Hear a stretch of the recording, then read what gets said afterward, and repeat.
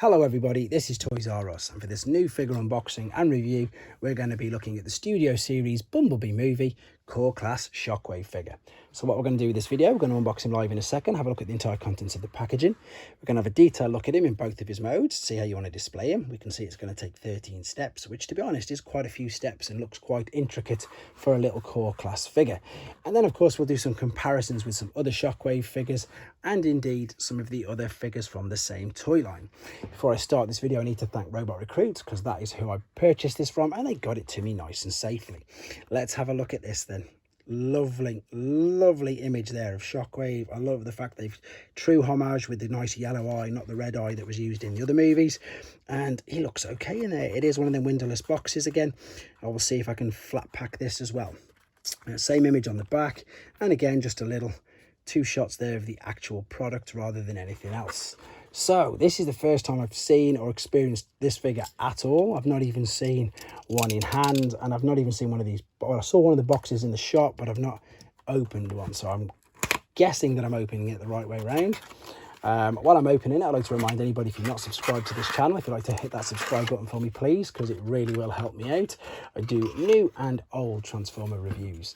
So we've got a little bit of the scene there, obviously from Cybertron. We can see that he's still tie wrapped in there, and we've got the instructions. What I need to do now then, guys, is just set him free from there and come straight back to you. So I've just set him free from the packaging, and in honesty, this guy doesn't disappoint at all. Before we have a quick look at him, this was the backing card that obviously was at the back of the packaging. Unfortunately, you can't use it for a stand or display.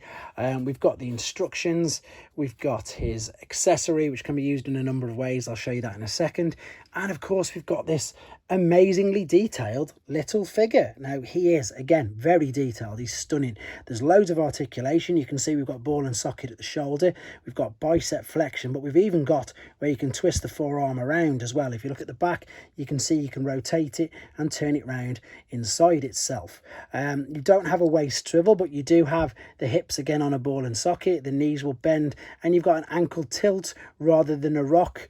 Again, for such a small figure, the detail is so good. The head will spin all the way around, which is brilliant, especially for the alternate mode, which you'll see in a second.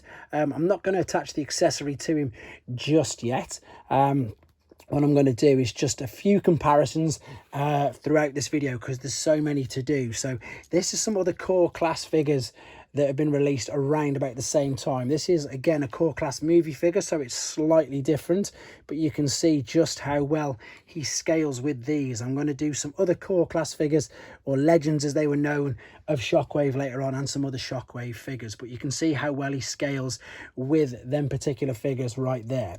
Right, let's have a go at the transformation process then. And again, this is quite tricky and quite intricate. So what we're going to do, we're going to separate the chest piece off like that. Then what we're going to do, if we just move the arms out of the way for now, you'll see with the legs, you can pull them out and fold them back on themselves. So you can pull them out and fold them back on themselves. Once you've done that, you've created this large gap, and you can bring the front chest part all the way through, over and behind, and the clip there will sit into the back. That'll sit in nice and snugly. Then you've got a little hole on the inside of the thigh there. What you're going to do, you're going to bring and line this up and pop it into position like so. So you're just going to line this up into that hole and press into position. Once you've got that done, you can turn the feet all the way down and it'll line up just above the treads. It might even do a little click like you heard then. What we're then going to do then, again, I'm just going to move these arms totally out of the way, and then I'm going to fold this whole front part up, which is like so, and I'm going to turn the head around. What we're going to do now then, this is I suppose the trickiest part, and you can do it before you fold the arms up if you want to. It's up to yourself, but you can see you've got a little cutout and a little tab there, so we're going to push that into position. Then what we're going to do, we're going to take this, we're going to bend it up, turn around at the forearm. What you've got there is a little cutout on the back of what I think is the shoulder piece. We're going to see, I need to line this up and then actually turn the treads around. So this is quite difficult, quite intricate, and then fold that up and it'll flip into position. So because you've got the full rotation inside the actual forearm as well, if that comes off, it doesn't matter, just click it back together. Let's line this up at the same time then. So we're going to line that up. I'm making this look far more difficult than it is. It's just because I'm in front of a camera, and Right, let's turn that around. Let's lock this into position. Both of these are done exactly the same. So you can see you really need to turn the forearm around there and then around at this particular point. But at least if you can see me sort of struggling, you'll know what to do for yourselves. Right, let's line this all back up, click it into position, and oh, there we go. I've pretty much got it now. And this side just needs this turning at the shoulder and attaching in there. Right, that's pretty much the way we're going to get first and foremost. Now what you need to do is take this accessory, and we're looking to lift it up because this little nozzle is going to fit into the back of the head like so. He says as he just pushes everything out over position. But again, you can just click them into position, and let's have a look at this. So there we go. This is what I meant about the head. The fact that it's got the full rotation, it's brilliant. You can turn it all the way around, lift it up and down. Let's just come out again, click it in and around. So not a bad alternate mode. Again, they've got a bit of a get out of jail because we didn't actually see the alternate mode in the movie, but it's a good little, yeah, it's a good little alternate mode for what a small and core class figure it is. Right, let's take it back. This is the difficult part though, so be careful as you're doing this, just trying to slot this out of the head. It can be really sort of tricky. And again, me with no luck probably isn't going to have much luck either trying to take it out. So give it a little bit of a wiggle. There we go.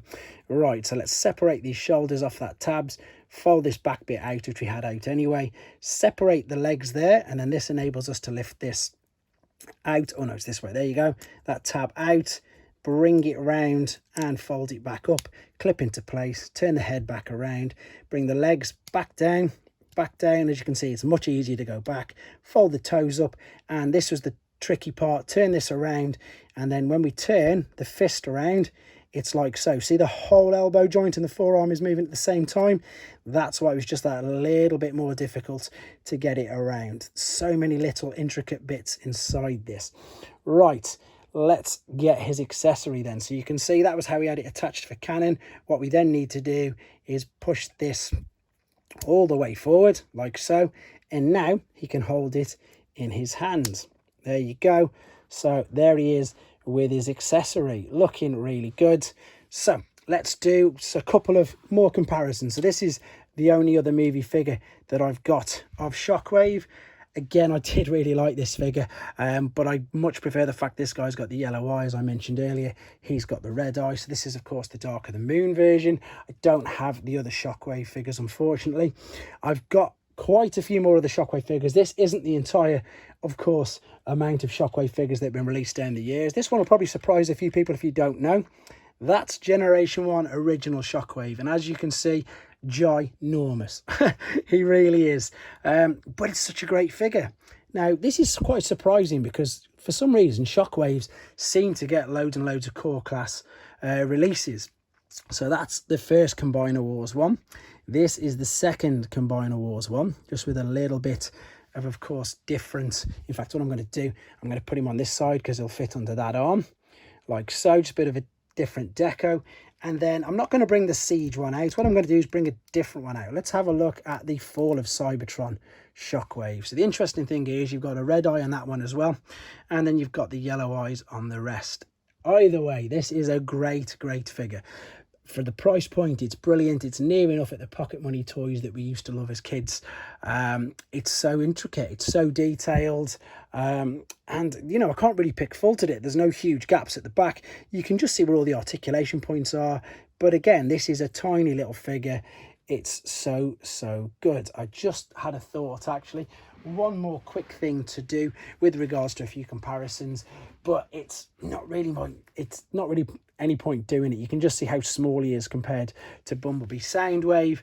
But again, they're not ruling out, I've heard, of doing a larger size version of him at the moment. But for now, we've got him in this particular mode. Anyway, guys, hope you enjoyed looking at him. I hope it helped you with your decision if you wanted to get one for yourself. Let me know what you think of him. And of course, please take care. Thanks for watching.